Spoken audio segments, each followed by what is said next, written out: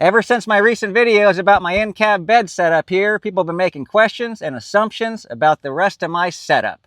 A lot of people just see a dumb truck, but to me it's my tiny home. So we're going to take a little tour of my vacation home, my Toyota home. I keep it clean, neat, simple, and super organized. And I got everything you got at your house. I made my bedroom in half a day, mostly from things I already had at home, and it cost me less than a decent hotel room. But sometimes I still sleep in their parking lots.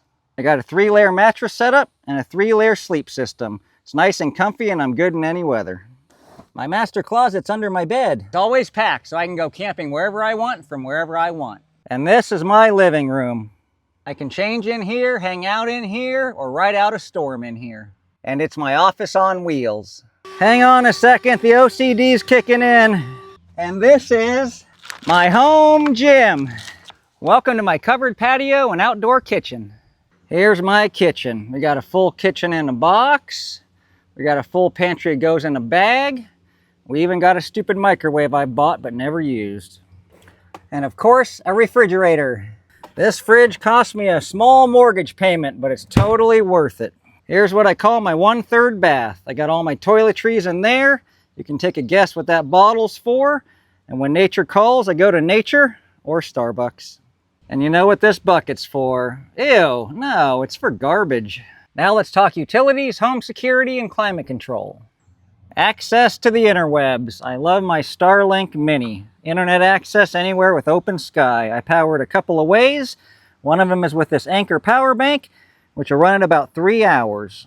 The other way I run it, and everything else in this truck, is the Blue Eddy power bank I hide under my bed. And I feed my power bank with this 200 watts of Renogy solar panels. Off my power bank, I've run charging cords front and rear. Water. If I'm in town, I use bottled water. If I'm not, I use a Sawyer gravity feed water filter into the Scepter 5-gallon water jug. I'm not real big on security, so in this video, we'll just go over the more standard options. I made a $10 camper shell alarm. My truck's got a built-in alarm, but I think this panic button's an even better deterrent. Climate control time. I'm old school. When it gets hot, I roll down the windows and turn on some fans. If it gets too cold, I just put on more clothes and cut me some firewood.